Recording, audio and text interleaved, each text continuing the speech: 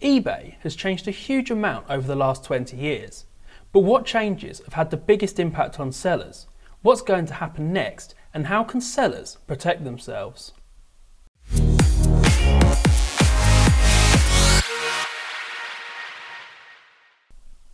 In today's episode of Ecommerce Heroes, I'll be talking to Skip McGrath about how eBay has changed over the years and what this means for sellers today.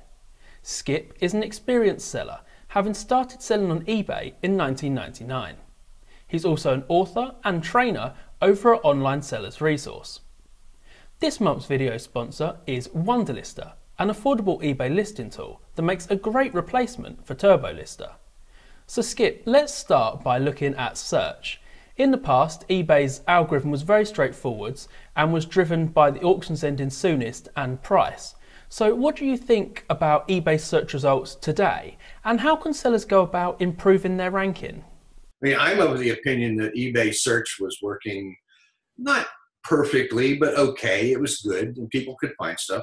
And then eBay tried to improve it. I actually support the idea of best match. That was the first thing. I think that was introduced with the search engine they called Cassini about 6 or 7, 8 years ago.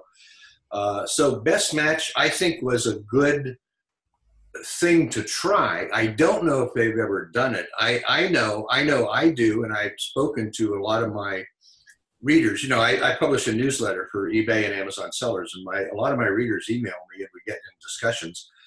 And the ones that are on eBay, when they're looking to buy something on eBay, the first thing they do is click on, they want to search by ending soonest or price lowest or price highest or one of the other factors. They're not satisfied with the best match. They always want to refine it. And I think savvy eBay buyers do that. So I think maybe it's okay. But on the other hand, the brand new people coming to eBay for the first time, which actually makes up a lot of our business. I was looking at my sales over the Christmas holidays, which were, eBay's been pretty low for me recently, but they're pretty good over the holidays. And I would say about half of my sales came from people that had, one or two feedbacks. They were pretty much, or no feedback at all, people that were first-time buyers. So I think best match is helping those folks. But I think as soon as people learn their way around eBay and they look at the screen and they look at the search results and they see how they can sort them, that they start doing that. They go ahead and they sort them. Now, the other issue is how sellers can appear higher in that. The first thing is selecting the right keywords. The current eBay search engine, I do know a couple things about it, even though they don't put this out publicly because, I have some contacts inside eBay I can talk to once in a while. But they look in, the search engine looks in 3 places. They look at the title first, of course, and you get, 80 characters or something. So you want to make the most of that. That's really important real estate. You want to use all 80 characters and make sure you get searchable keywords in there. The next place they look is the first 100 characters, not words, but the first 100 characters of your listing description. So, what I like to do there is pretty much restate my headline, but I might make it a little longer, add a few more words to get a few more keywords in there. Then the third place that the search engine looks is the item specifics. So I look at the item specifics when I'm creating a listing. And if one of the specifics, if there's an important keyword that's not in one of the specifics, I'll be sure and put it in. Yeah. But, so those are the things you have to do if you want to come up well in best match, well, there's 2 things you need to do. One is what I just explained about the keywords, really work on those religiously. And if you have a listing that's not working, it's not getting traffic, go back and try and redo the keywords, try some new ones.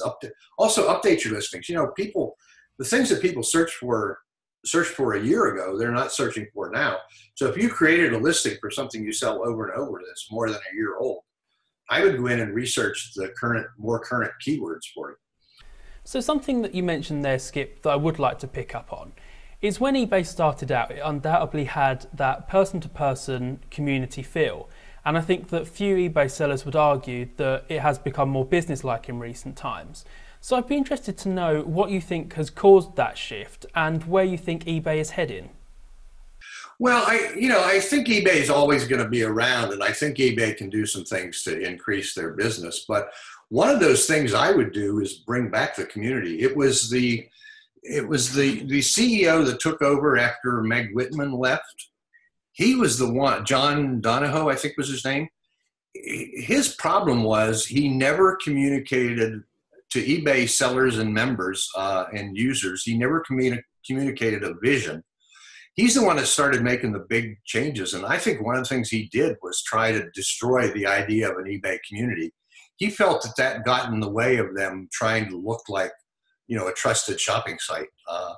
And I think he was wrong. I truly believe in the eBay community because I know that, once people get used to the site and know it and they understand feedback and the concept of feedback, they're really comfortable with it. And I think people are also comfortable with buying.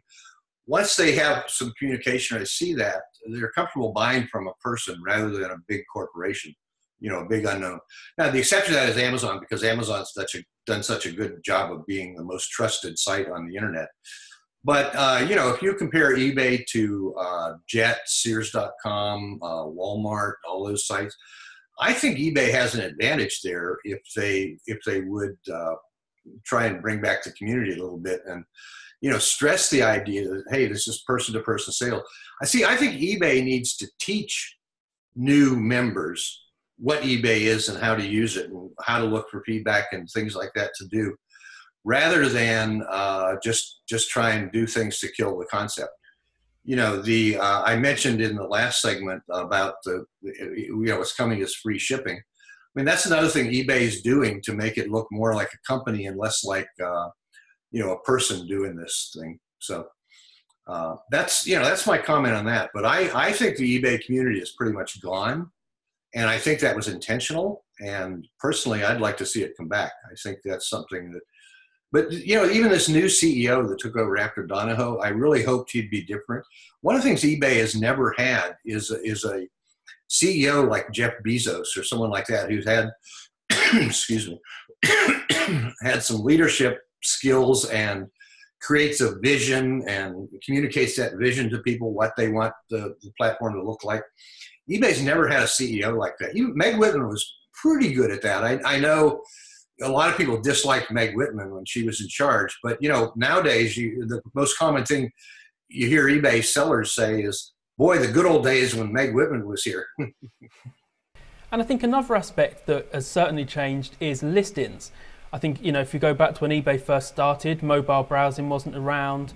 And then in more recent times, there's things like the active content policy and group similar listings. I mean, how well do you think sellers have adapted to that? And is there more they could be doing? Well, there's still things they need to do. I go back to the first segment where we discussed keywords. I see listings all the time that have poor choice of keywords. And I'll look in those three places that I mentioned, and sellers don't know that. They think the only place to put keywords is in the title, and then they try and stuff them in. And that doesn't help at all. You do need to create a listing that when it does pop up on the search results, it pulls people in and has some attraction. And if you just stuff a listing full of keywords, one of the products I sell is a fire pit, and it's an outdoor wood burning patio fire pit. And people spell fire pit two ways. They spell it FIREPIT as one word, or fire pit as two words. So I didn't want to do that and stuff both of those in the title. So I just used the one word fire pit because I did some research and found out that's more common, people typing in the one word than two. But I did put the two word version in the first 100 characters and in my item specifics. So, I have that, I think I have that covered. But yeah, I think listings, people are not doing a good job of mastering the keywords and the creation of listing. For mobile, my theory has always been, and by the way, I've done research that proves this, This goes back, I've been selling on eBay since 1999. That's 18, 19 years. And I had the theory starting out that long listings were better than short listings in terms of the words, the verbiage. And I've done research and found that to be true. However, now with mobile, the big difference is that you have to put the really important things right at the beginning of your listing, because that mobile user only sees that. Oftentimes they only see the first part of the listing. You know how Amazon, when you look at something on Amazon, they present the bullets first, and then you have to scroll down to find the description. That's what I do. I create bullets that have the product specifications and benefits. And I always try and stress benefits. I put the bullets first, and then underneath that, I put my description. I still write a long description for those folks that are reading it on their computer. But, I have the bullets on top with my 5 most important points for those mobile buyers. And something else that I'd like to cover, Skip, because we've touched on it a few times already in this interview, is returns.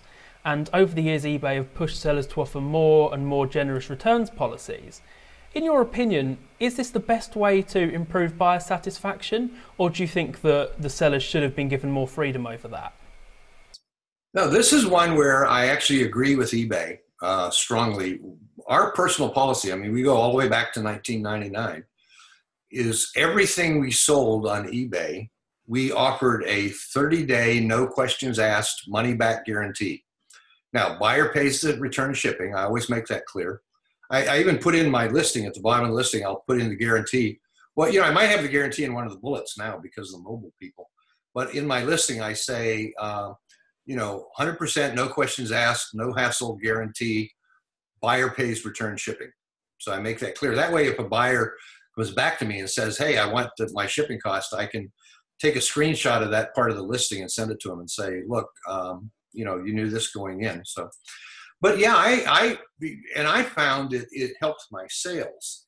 Let me give you an example.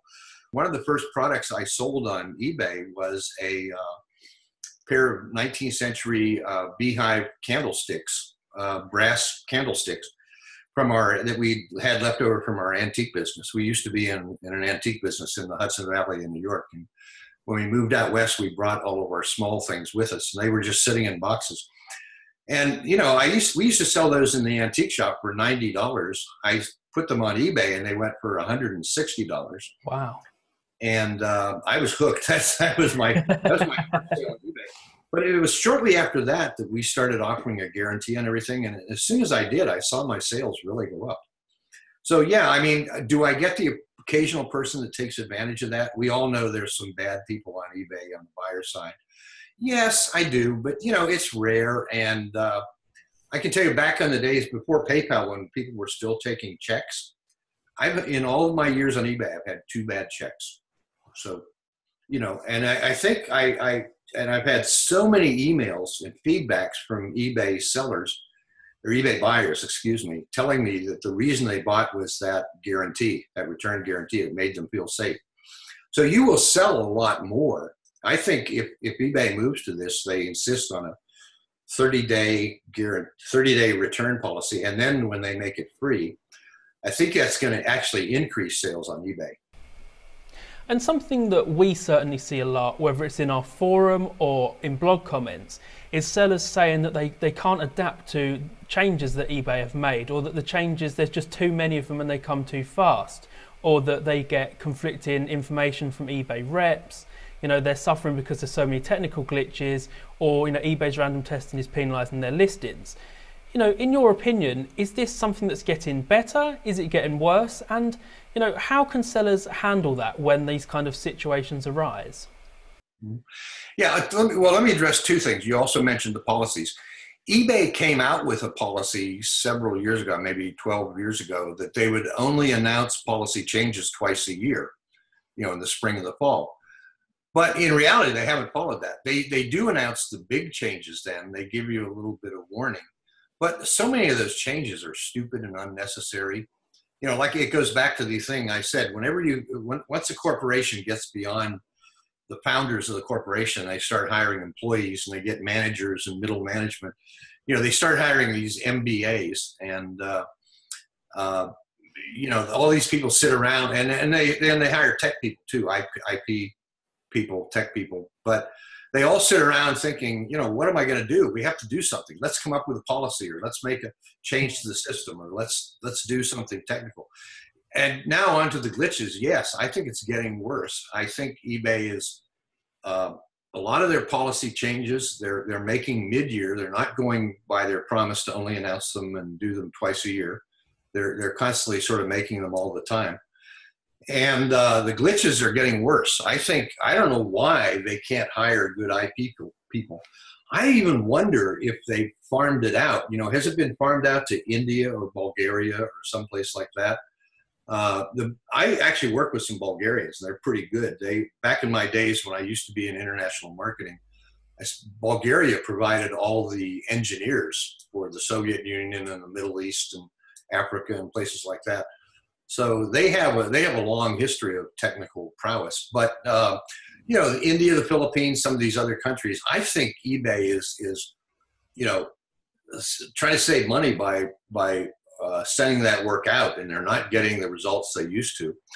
And then you see the same thing in support. I mean, eBay used to have great support. I mean, that goes back, I think it's probably been 12, 14 years since that was a true statement. But the support recently in the last 4 or 5 years has gotten really horrible. And the technical glitches just keep coming. I mean, it's amazing how many times I'm just trying to create a listing on eBay and I'm blocked and says the system's not working. You can't go to that page now or something. And I have to put all my work aside and come back an hour later, and then everything's working. Okay, Skip, so to finish this interview, I think it'd be really nice to just sum up everything that we've covered. So, in your vast experience of selling on eBay, what do you think have been the 3 changes that have had the biggest impact on sellers? Well, the biggest change is the one we started out with. I think losing the eBay community. I think that had a huge impact on sellers. The second one was preventing sellers from leaving negative feedback on buyers. I mean, I understand the theory behind that. I know there's a lot of buyers that, the first-time buyers that bought once on eBay, they didn't know what they were doing. They screwed up, did something wrong, got a negative feedback, and they said, well, I'm never going back there again. So, I mean, eBay's reasoning was right, but the execution and how they did it, was wrong. And also the way they introduced it to sellers. They just told sellers, look, this is happening on this date, and you get no input. The other thing was, in the really early days, eBay used to have eBay Live, and they used to send eBay executives out to visit. Like we went to a hotel. We live near Seattle. A couple times eBay had an event at a hotel in Seattle. We got down there. We got to talk to management. The last time I was at an eBay event, management was all surrounded by bodyguards. You couldn't get near them. Now I go to an Amazon. There's an Amazon conference I go to every year. Jeff Bezos has never come to it, unfortunately. I'd really like to hear him in person. But there's a lot of Amazon VPs there, and they're very approachable. You can walk right up to them. You can sit next to them at lunch and have a chat. And I mean, eBay's it's been 15 years. I mean, even when Meg Whitman was there, Meg used to walk around with a retinue of staff around her. I don't think they were bodyguards, but they were people whose job it was to block you from talking to her. So yeah, that's the thing. Those are probably the biggest changes. And the search engine, I think the changes to the search engine have not been done well. I mean, I think, again, every change eBay I won't say every change, but most of the changes eBay has made, their idea is good, their heart's in the right place, but they poorly execute it. They fall down on the execution. I see that over and over and over, and that's probably one of the biggest changes. So. Well, Skip, thank you very much for joining me. I'm afraid that's all we've got time for today. I'd like to say a big thank you to this month's video sponsor, Wunderlister, an affordable eBay listing tool that makes a great replacement for TurboLister. All that's left to say is thank you very much to everyone for watching, and we'll see you again soon for another episode of eCommerce Heroes here at Web Retailer.